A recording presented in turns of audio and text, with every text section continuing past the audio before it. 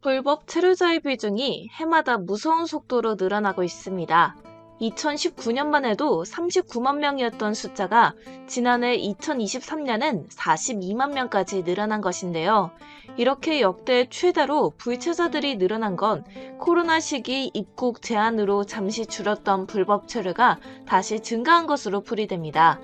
불법 체류자가 역대 최대 규모를 기록하면서 법무부도 입국 심사를 강화하며 심중한 입장을 보이고 있는데요. 단속을 더욱 강화한 법무부는 실제로 올해 상반기에만 불법 체류자 2만 3천 명을 강제 퇴거시켰습니다. 불법 체류자는 정상적인 방법으로 거주하는 것이 아니기 때문에 세금을 내지 않을 뿐더러 의료, 교육 등 각종 공공서비스 및 보호를 받을 수 없고 발각될 시 강제 퇴거당하는 것이 마땅합니다. 그러나 문체부는 태국 관광객을 유치하기 위해 법무부에게 태국인 KETA 한시 면제 조치를 요청했지만 이를 법무부가 단호히 거절했습니다. 그도 그럴 것이 태국인들이 한국에만 입국하면 단체로 연락이 두절되는 상황 등이 발생하다 보니 법무부나 외교부에서 주저하는 면이 생긴 것이었죠. 또한 태국은 국내에서 불법 체류자 1위 국가인데다 불법 체류자들이 마약이나 성범죄 같은 강력범죄로 유입되는 경우가 적지 않습니다. 국가가 해야 하는 일이 국경관리인데 불법 체류자를 막기 위해 체류율이 높은 국가에 대한 문턱을 높이는 건 정당하다고 보여지는데요.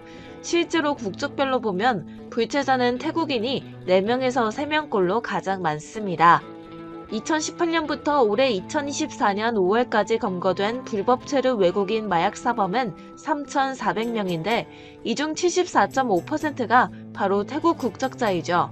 특히 경찰들은 태국인 마약 사범을 잡기 위해 진땀을 빼는 상황인데요. 외국인 마약 사범 가운데 태국인 불체자 비중을 보면 2018년엔 28.9%를 웃돌았으나 현재는 53.8%로 절반 이상을 차지하고 있습니다. 태국 불체자뿐 아니라 한국에는 중국인 불법 체류자도 범죄를 저지르며 골치를 썩히고 있는데요. 최근 알려진 바에 따르면 중국인 A씨가 2008년 10월 14일 단기 방문 체류 자격으로 한국에 입국해 체류 기간이 만료됐음에도 불구하고 지금까지 한국에 계속 머문 것으로 밝혀졌습니다. 그런데 그는 얼마 전 커다란 돌멩이로 화물차와 승용차의 창문, 사이드미러 등을 내리쳐 깨트리는 범죄를 저질렀으며 장갑 공장 숙소에 무단으로 침입한 혐의를 받았는데요. 또한 이유도 없이 차우차우 강아지 한 마리를 삽 등으로 때려 죽이는 등 이틀에 걸쳐 범죄를 저지른 혐의로 체포됐습니다. 또 다른 중국인 불체자 A와 B씨의 사건도 끔찍합니다. 이들 중국인은 작당 모의를 하고 평소 알고 지내던 40대 여성을 납치했는데요. A씨와 B씨는 이 과정에서 법무부에서 체포하러 왔다며 한국인 공무원 행세를 하는 치밀함까지 보였습니다. A씨 일당은 완력을 이용해 거부하는 여성을 차 안으로 밀어넣고 강제 추행한 뒤 이를 휴대전화로 촬영해 협박에 이용했는데요. 만약 경찰에 피해 사실을 알리거나 매달 50만 원을 보내지 않으면 유포하겠다는 식이었습니다. 결국 여성은 어쩔 수 없이 이에 동의했고 납치 감금된 지 2시간 만에 풀려났는데요. 이들의 범행 사실은 전전긍긍하다 용기를 낸 40대 여성의 신고로 알려졌습니다. 수사에 착수한 경찰은 A씨와 B씨를 5시간 안에 체포할 수 있었죠. 이처럼 범죄로 점철된 중국과 태국 불체자들을 소탕하기 위해 법무부는 더욱 강력한 대응을 예고했는데요. 한국이 불체자를 소탕하려는 움직임을 보이자 태국 불체자와 연합해 범죄 조직을 구성 중인 중국 불체자들 또한 발등에 불이 떨어진 상황입니다. 10만 명에 육박하는 중국인 불체자가 강제 퇴거될 시 중국 역시 골치 아픈 상황이 만들어지기에 중국도 한국 협박에 합류한 상황인데요. 특히 태국은 최근 중국과 연합훈련을 하게 되면서 세계적인 관심을 한몸에 받게 되자 군사력으로 언제든지 한국을 제압할 수 있으며 서울은 3시간이면 점령할 수 있다고 주장한 사실이 드러났습니다. 실제로 태국과 중국 공군은 얼마 전 태국 남부 사타이 팡 일대에서 합동 해군 훈련을 마쳤다는 소식이 전해졌는데요. 중국과 태국 해군은 지난 1일부터 9일까지 사격 훈련과 해상수색 구조, 헬기 강화 등을 집중적으로 훈련한 것으로 알려집니다. 이번 훈련은 중국이 남중국해 영유권을 놓고 강경한 태도를 보이면서 동남아 국가들의 긴장이 높아지는 가운데 실시되는 훈련이어서 관심이 매우 주목된 상황이었는데요. 대놓고 친중 외교를 펼치고 있는 태국은 2014년 5월 현 정부가 쿠데타로 집권한 이후 중국과의 교류 협력을 늘리고 미국과의 관계는 악화되고 있는 추세입니다. 이런 기회를 틈타 중국은 합동 군사훈련 외에도 태국을 상대로 투자 및 교류 강화를 진행하고 있는데요. 태국 공산당은 1920년대 만들어졌는데 당시 대부분의 공산당원은 화교였습니다. 태국과 중국은 1946년 1월 우호 통상조약을 체결하고 국교를 수립했으며 1949년 중국이 대만으로 후퇴한 뒤에도 양국 간 국교는 이어졌죠. 그러자 중국 공산당은 태국 내 민족해방운동과 해방전쟁을 후원했습니다. 1950년 6월엔 한국전쟁이 발발하자 태국은 반공 차원에서 참전했고 중국 공산당은 중국 국제방송을 통해 태국 공산당의 활동을 지원하는 친중 반미 선전전을 펼쳤죠. 이후 1976년 군사 쿠데타로 태국과 중국 공산당 사이가 다시 안 좋아졌지만 1977년 새 총리가 덩샤오핑과 만나면서 관계는 회복된 것으로 알려지는데요. 이후 중국 베트남 전쟁 때 태국은 중국 공산당을 도왔습니다. 그리고 1980년대 중반 베트남이 태국을 공격하자 태국 중국 공산당 관계는 군사 협력으로까지 발전하게 되는데요. 같은 시기 태국 화교계 기업들이 중국에 진출하자 이들은 기업 활동으로 얻은 이익을 써서 태국 상류층에 진입하기를 희망했고 이를 도운 것이 중국 공산당이었습니다. 화교들을 견제하던 태국 군부를 구워 삶은 것이었는데요. 그러나 태국 국민 대다수는 중국 공산당과의 관계를 꺼렸으며 태국 왕정과 정부도 친중 노선을 택하지는 않았습니다. 하지만 1997년 태국발 아시아 금융위기가 터진 뒤 미국과 중국의 다른 태도로 인해 대다수 국민이 친중파로 돌아서게 됩니다. 미국은 긴축 정책을 요구했지만 중국 공산당은 필요한 돈을 주겠다고 했기 때문이죠. 태국이 완전히 친중화된 계기는 지난 2014년 3월 총선이었는데요. 선거에서 화교가 전체 의석의 78%를 장악하자 대규모 시위가 일어났고 이어 5월 잉낙 친나와 총리가 사임하자 군사 쿠데타가 일어났습니다. 이후 태국은 중국에 고속철 사업권을 주었고 1대1로 사업에도 참여하게 된 것이죠.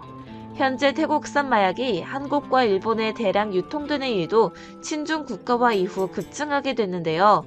무엇보다 태국은 중국과 합동훈련을 하는 것이 마치 자신들의 군사력이 매우 강화된 것으로 착각하고 있었습니다. 태국이 주제 파악을 못하고 한국을 협박하는 이유를 두고 일각에서는 그동안 한국이 태국에게 한없이 관대했다 보니 한국을 만만하게 보는 것이라는 이야기도 흘러나오고 있는데요. 군사력 순위 26위에 지나지 않는 태국이 세계 군사력 순위 3위에 해당하는 중국과 동맹을 맺으면서 눈앞에 뵈는 것이 없었나 봅니다. 그간 태국 총리는 더 이상 두려울 것이 없다면서 선을 넘는 발언도 서슴지 않았는데요. 그러나 서울을 점령하는 데 3시간이면 충분하다는 태국 측의 입장은 한국인의 비웃음을 사기엔 충분했습니다. 한국을 건든 결과가 얼마나 처참한지 알려주기 위해 법무부는 국민의 안전을 위협하는 불차자를 강력한 합동 단속을 통해 강제 퇴거는 물론 입국 금지 등 엄정 조치할 예정이라고 밝혔는데요.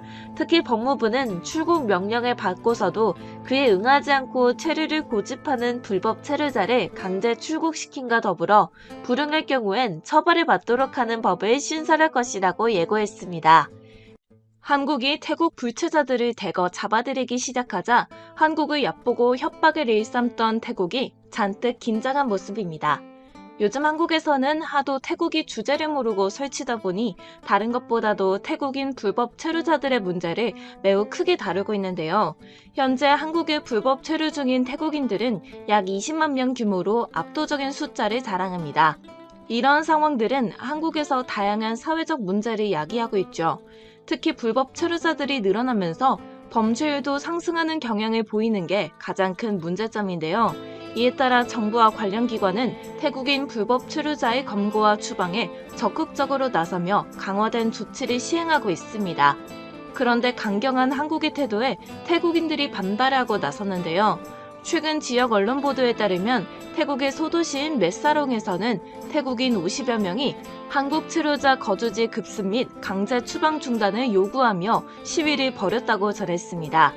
시위 참석자들은 불체자 가정을 송두리째 위협하는 한국의 강제 퇴거 조치 등을 비인도적인 조치라고 비난하면서 이를 중단하라고 촉구했다는데요. 또한 한국 편을 들면서 이를 묵인하고 용인한 태국 정부도 함께 싸잡아 비판했다고 합니다. 그동안 외교부 부대변인 나타파누는 불법 체류를 근절하겠다고 공공연히 밝혀왔습니다. 그는 한국에서의 불법 취업 시도는 한국법을 위반할 뿐만 아니라 해외에서 생활하는 태국인의 이미지에도 부정적인 영향을 미친다며 주의를 촉구해왔었죠. 그러면서 다시는 이런 사건이 발생하지 않도록 태국인들에게 신신당부를 했습니다. 또한 태국의 최대 일간지로 알려진 타이라스의 온라인 탐사팀은 한국 내 불법 체류를 하는 국적 1위가 태국이다. 관세청에 따르면 한국으로 유입되는 마약의 원산지 1위도 태국이라 한국의 경계가 심할 수밖에 없다고 보도했는데요. 여러모로 한국의 입장을 이해하는 모습이었죠. 그러나 태국 시민들은 달랐습니다. 불체자 가족들은 가족들의 강제 추방으로 정상적인 생활이 어려워지자 시위를 벌인 것인데요. 메사롱에서 진행된 이번 시위대는 1시간 반 만에 강제 해산됐으며 이 과정에서 12명이 경찰에 연행됐다고 전해집니다. 한편 한국 정부는 태국 불체자들과는 절대 타협이 없다며 강한 엄포를 놓았고 최근 태국 국방장관은 말도 안 되는 소리를 늘어놓으며 한국을 상대로 도발을 하기도 했습니다. 불체자로 인해 마약 문제로 골치를 썩고 있는 한국의 분노를 잠재우긴커녕 더욱 불을 지핀 것이었죠. 특히 최근 중국과 연합훈련을 가진 국방부 장관의 태도는 가관이었습니다. 중국과 연합훈련을 하게 되면서 세계적인 관심을 한몸에 받게 되자 군사력으로 언제든지 한국을 제압할 수 있고 서울은 3시간이면 날려버릴 수 있다고 주장한 사실이 드러났는데요. 실제로 태국과 중국 공군은 지난달 20일부터 합동 군사훈련을 하고 있습니다. 중국과 태국은 코로나 기간 2년을 제외하고는 2015년부터 해마다 공군 합동훈련을 실시해왔죠. 지난 2022년 태국 국방부 장관은 중국을 찾아 중국과 태국은 한 가족처럼 가까운 사이라면서 유대감을 과시한 바 있습니다. 중국과 가족 같은 사이였던 태국은 가장 민감한 분야 중 하나인 군사 부문에서도 중국을 넘나들며 친중 외교를 펼쳐온 것이었죠. 태국은 지난 2014년 프라웃 총리가 쿠데타로 집권한 이후 특히 군사 분야에서 중국과 가까운 관계로 지내는데요. 태국 북동부에서 시작된 태국과 중국의 펠컨 스트라이크 2014 훈련에는 중국군 특수작전 병력이 처음으로 투입되는 훈련이어서 더욱 화제였습니다. 전투기와 폭격기, 헬리콥터 등 각종 무기도 대거 동원된 것으로 알려졌는데요. 때문에 두 국가의 합동훈련은 국제적으로 매우 큰 관심을 받고 있는 상황입니다. 그러면서도 한편으로 태국은 중국과 합동훈련을 하는 것이 마치 자신들의 군사력이 매우 강화된 것으로 착각을 하고 있는 듯합니다.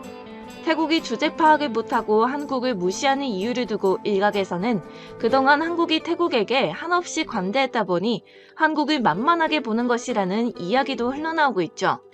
하지만 서울을 날려버리는데 3시간이면 충분하다는 태국 국방부 장관의 발언은 한국인의 비웃음을 사기에도 충분했습니다.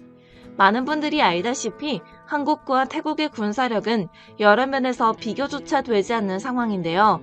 우선 인구로만 따져봐도 한국의 인구는 약 5,150만 명, 그리고 GDP는 1조 7,209억 달러이며 세계 10위권의 경제대국입니다. 1948년 8월 15일에 독립한 이래 한국은 이런 경제발전과 함께 국방력 강화에도 많은 노력을 기울여왔죠.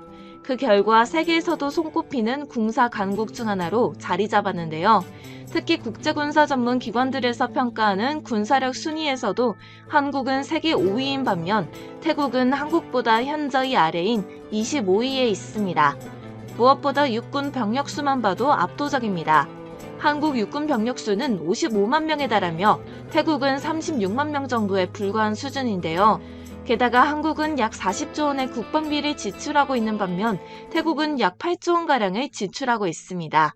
각종 군사무기 등을 비교해봐도 한국은 재래식 무기가 많은 북한에 대응하기 위해 전차나 장갑차, 야포 등을 많이 보유하고 있으며 특히 육군과 해군 분야에서 높은 평가를 받고 있죠. 무기 체계 역시 태국은 상대가 되지 않는데요.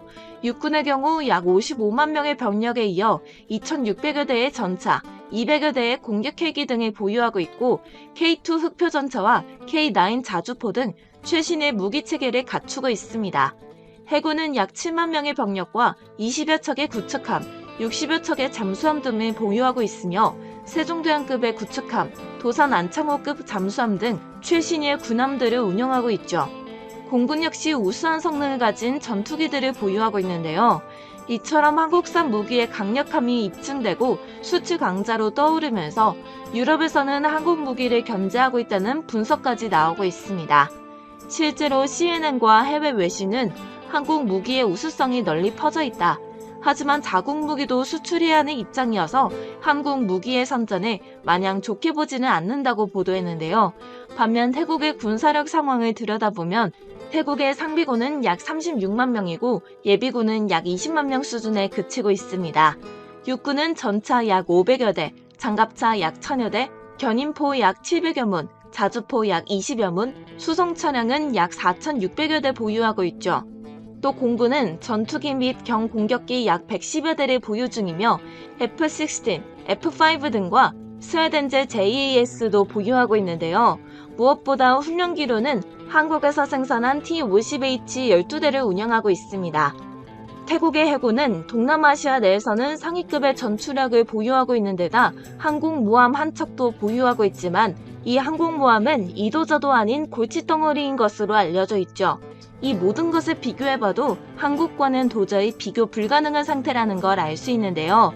뿐만 아니라 한국은 현재까지도 지속적인 국방력 강화와 현대화를 추진하고 있습니다. 게다가 미래 전장 환경에 대비하기 위한 첨단 무기체계 개발에도 많은 노력을 기울이고 있는데요. 이 모든 것만 고려해도 태국은 한국이 상대가 되지 않습니다. 한국과 태국의 육군이 전면전을 벌일 가능성은 없겠지만 만약 그런 일이 생기면 현재 전력상 태국군은 단숨에 무력화되고 말 것이라는 게 전문가들의 의견인데요. 또 포병과 기갑, 탄도미사일 전력 차이도 너무 커서 비교하는 의미도 없다고 합니다. 물론 그럴 일은 없겠지만 한국이 세계 최강급 현무 미사일을 쏟아부으면 태국은 3시간이 아니라 3분 만에 마비되고 말 가능성도 있죠. 한국이 무시무시한 기세로 성장해 방위 산업은 물론 막강한 군사력으로 국제사회에서의 위상을 높이는 가운데 태국은 중국과의 동맹을 앞세워 도발을 일삼고 있는데요. 한국의 불법 체류자들 중에서도 태국인 불체자 수는 어마어마한 수준인데요. 2015년엔 5만 2천여 명에 달했으나 현재는 20만 명 가까이 급증한 것으로 집계됩니다. 한마디로 매월마다 약 1,000명씩 늘고 있다고 생각하면 되는 것이죠. 이는 체류 기한을 넘기고도 한국에서 버티는 태국인이 꾸준히 누적된 결과인데요. 일각에서는 입국 심사를 조금 완화하자는 의견도 있으나 법무부 측은 불법 체류자를 거르기 위해 심사는 여전히 까다로울 수밖에 없다는 입장을 전하고 있습니다. 이 같은 법무부의 강경한 입장에 뿔이 난 태국은 최근 근거 없는 말로 한국을 협박했다가 뼈저리게 후회하고 있는데요. 한국을 건든 결과는 처참했습니다. 법무부는 2023년에서 2027년까지 계획 중인 불법 체류 감축 5개년 계획 2년차를 맞아 관계부처와 함께 정부 합동단속을 실시한다고 밝혔는데요. 이런 소식은 태국인 불체자들에겐 청천벽력이나 다름없었습니다. 특히 이번 합동단속은 법무부와 경찰청, 고용노동부, 국토교통부, 해양경찰청 5개 부처가 함께 무려 77일간 시행되는 것이죠. 중점 단속 분야는 마약과 불법 체류 외국인 범죄, 유흥업소 종사자, 건설업종 불법 취업, 불법 입국, 취업, 허위 난민 알선 행위 등이었는데요. 법무부는 강력한 합동 단속을 위해 국민의 안전을 위협하는 외국인 범죄 등을 집중 단속해 강제 퇴거와 입국 금지 등 엄정 조치할 예정이라고 밝혔죠. 또한 정당한 이유 없이 단속을 거부하는 경우엔 영장을 발급받아 단속을 실시하고 공무집행 방해죄로 형사 고발한다고 덧붙였는데요. 한국 측이 이토록 강하게 대응했던 적은 없었습니다. 그러나 한국 역시 참다 못해 칼을 빼든 것이었고, 이런 배경엔 태국이 한국을 무시하고 업신여기는 태도가 한몫했다는 반응인데요. 태국은 한국이 세계 GDP 10위라는 것을 잘 알고 있지만 한켠에는 한국은 절대 선진국이 될 수 없다는 마음을 드러내왔습니다. 심지어는 일본 발끝도 못 쫓아가는 나라라며 대놓고 멸시를 하기도 했죠. 한마디로 한국을 자신들보다 낮은 수준의 나라로 인식하고 있었는데요. 한국은 식민지 수탈을 당하던 나라다 보니 못살고 형편없는 국가로 인식되어 있는 것이었습니다. 우리 조상들 세대의 희생에도 불구하고 못살고 침략당했던 나라라는 사실에는 변함이 없는 게 태국이 한국을 무시하는 이유라고 하는데요. 특히 태국은 자신들이 서양 문명과 비슷한 수준에 도달했다고 생각함과 동시에 한국은 뒤처진 존재로 보고 있습니다. 따라서 한국에 대한 존중과 배려를 전혀 하고 있지 않은 것이죠.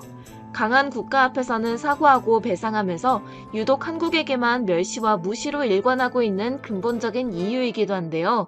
태국 여행사협회와 유타차이 부회장이 한국의 관광 명소는 인기 영화와 넷플릭스 때문에 돋보인 일시적인 현상이라고 주장하면서 중국과 일본에는 한국보다 더 멋진 전망과 좋은 분위기도 있다고 말한 것도 한국을 무시하는 마음에서 비롯된 발언입니다. 하지만 최근에는 한국이 다양한 분야에서 성공하며 세계적인 인기와 영향력을 얻고 있죠. K-팝은 물론이며 K-드라마, K-뷰티 등 많은 분야에서 한류가 전 세계에 퍼지고 있는데요.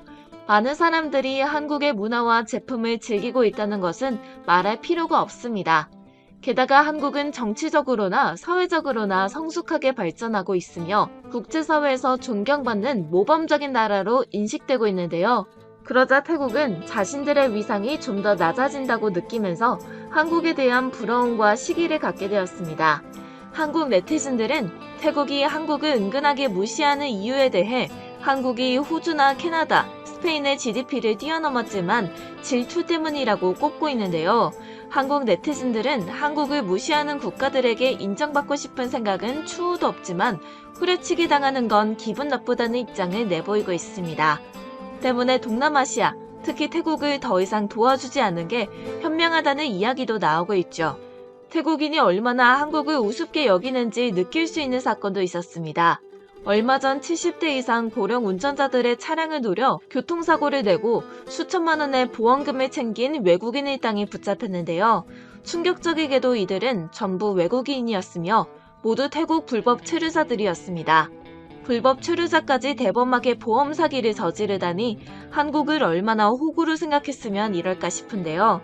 이들은 한국인 고령자들이 교통사고 대처에 미숙하다는 점을 노리고 일부러 들이받는 식으로 범행을 했다고 알려집니다.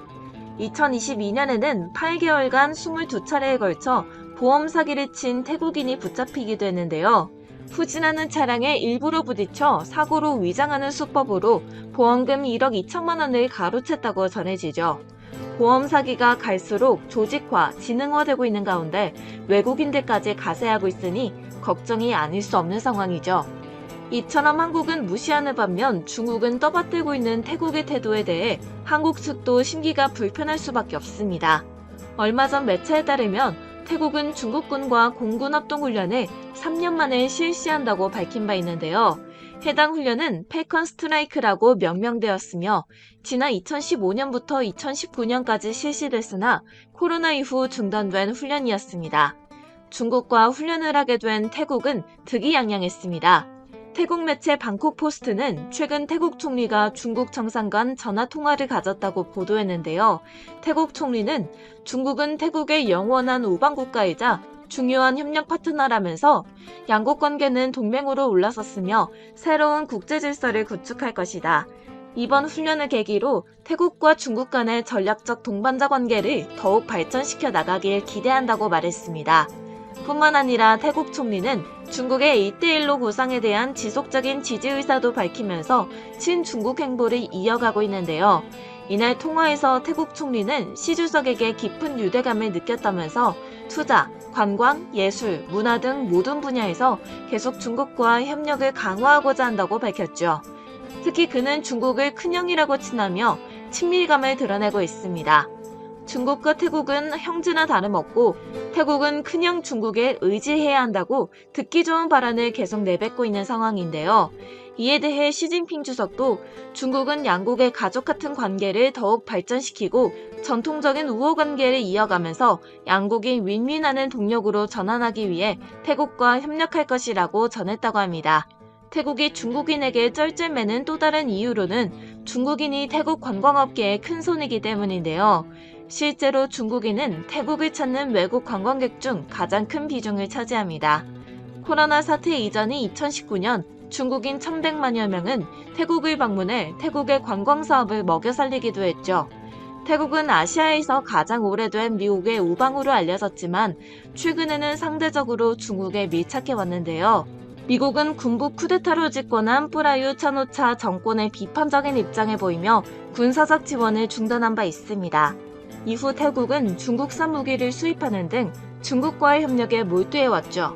그런데 군사력 순위 26위에 지나지 않는 태국이 세계 군사력 순위 3위에 해당하는 중국과 동맹을 맺으면서 눈앞에 뵈는 것이 없었나 봅니다. 태국 총리는 더 이상 두려울 곳이 없다면서 선을 넘는 발언도 서슴지 않았는데요. 중국과의 군사동맹을 맺으면 뉴욕시는 물론 한국도 가뿐하게 박살내버릴 수 있다고 망언을 퍼뜨린 것이었습니다. 이에 대해 태국 네티즌들 또한 황당한 반응을 보였는데요. 그들은 도대체 한국이 왜 군사력 10위 안에 들어있는가? 한국은 까놓고 보면 우리 발바닥 수준이다 라는 수준 낮은 반응을 보였습니다. 총리의 망언과 함께 최근 SNS에는 한국 여행 보이콧 캠페인이 또다시 불붙고 있다는데요. 일부의 반한 태국인들이 태국의 홍수 사태로 사망한 사람들을 한국 뉴스가 가십으로 조롱한다며 이를 페이스북에 공유하기 때문이었습니다. 때문에 태국인들은 너도 나도 다시금 뱅코리아 태그 운동을 활성화시키고 있는데요. 이 사태가 결국엔 어떻게 마무리될지 궁금해지는 시점입니다. 오늘 준비한 영상은 여기서 마치겠습니다. 시청해주셔서 감사합니다.